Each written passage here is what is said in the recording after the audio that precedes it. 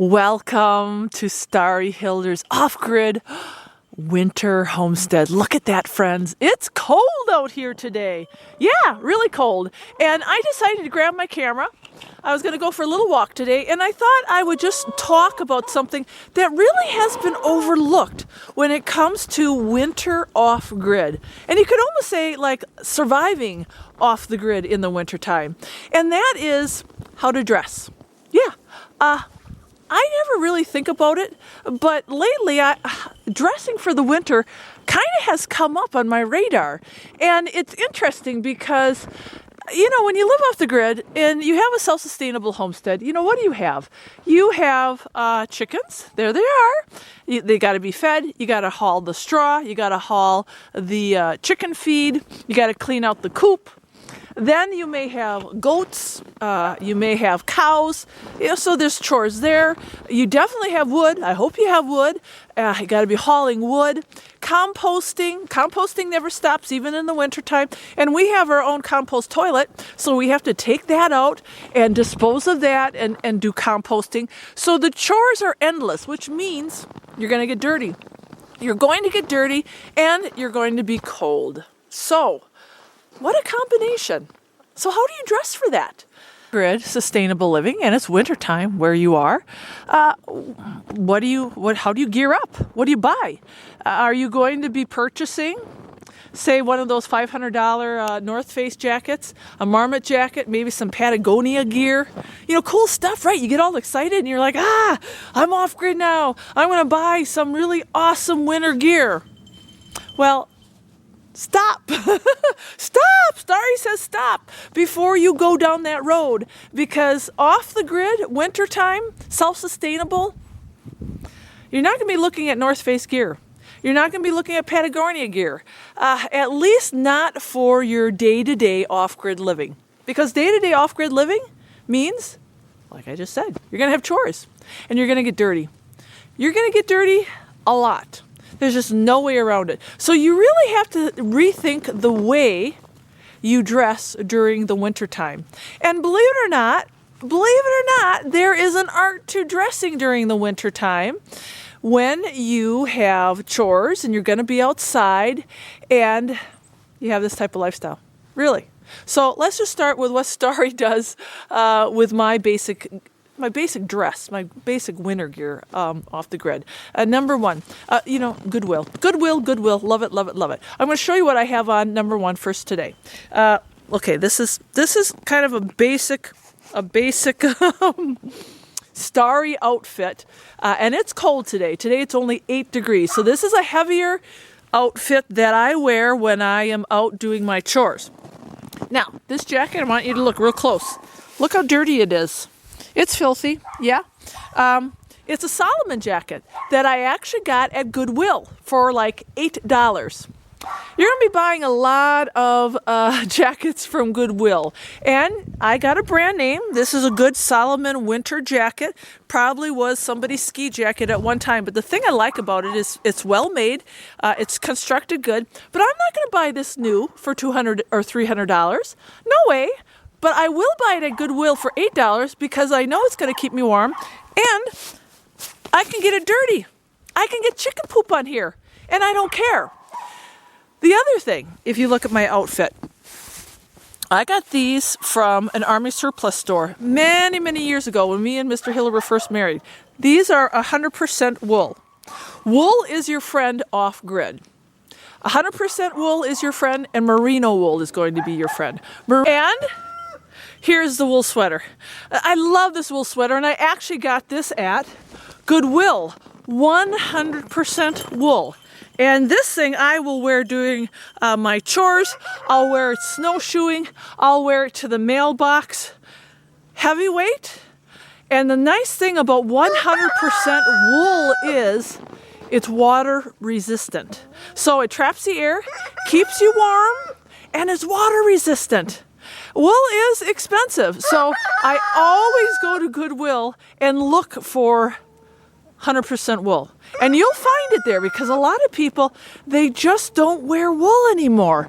And I'm telling you, friends, wool is really the way to go if you want to keep warm during the wintertime and you've got lots of chores to do. That I like to wear besides the wool is, and you probably have seen me with these on before, they're nothing fancy, but they're actually made out of a material called Polartec.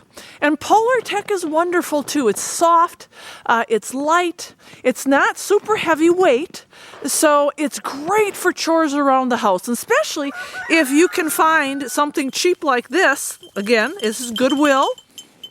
It was camel, and it fit the bill. So Polartec, in any shape or form, be it a shirt or be it pants, pick it up if you find it at Goodwill, because when it warms up to about 15 or 20, that's kind of warm and balmy around here, and you really don't need like wool pants anymore. You can go with something a little lighter, and Polartec really fits that bill. So the next thing I want to pass on to you, friends, that is really going to help you go out there and stay warm when you're doing your chores off the grid. See, I got to go down to the chicken coop and get them fed. Layers, lots of layers.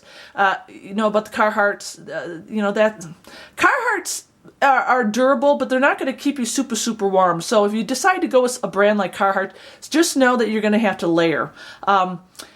What I do is, you see the big warm jacket that I like to wear, and then what I do underneath there, if I wear that big wool sweater, is I start to layer. Cold state, Wisconsin, I'm from Wisconsin, so I've learned how to layer appropriately. And over here it's a little bit milder, so there are times when I don't have to layer as much, and I can go a little lighter. So today, it warmed up a little bit out there, so I'm not going to go with a lot of heavy layers. But what I've got on, this is kind of a regular Starry outfit. You'll see I love these shirts. Now, I get these from Sierra Trading Post. It's an online store that you can buy brand name clothing at closeout cost. A shirt like this usually runs about $40, $50, no lie, and I got it for like $12.99. So I buy a lot of these type of shirts. They're kind of mid-weight. Then I go with something that's a little bit lighter. When it's really cold, I'll start with a real light base layer. And this is also brand name. I think this is a Solomon shirt. Cost me probably about $10. This is probably a $40 undergarment. And then I love Solomon. I've got a couple Solomon shirts that I buy from Sierra Trading Post for pennies on the dollar. This is about a $120 shirt. And what I like about it, it is heavy weight, but it's constructed so lightly. It's got this grid pattern on the inside. I've got it inside out. It's form-fitting, and I tell you what, it is toasty and warm. I ski with these Solomon shirts on, with just the shirt and sometimes just the vest. So if you want to stay warm, you can layer with number 1, this light layer. If it's super cold, you go with this number 2, and then you go with this number 3. Another thing that Starry loves to use off the grid here are my tights. My tights, see? And tights, you know, I used to go with long johns, and long johns are just, no matter what, even if you're buying like the Polartec brand or a polypropylene, they're kind of bulky.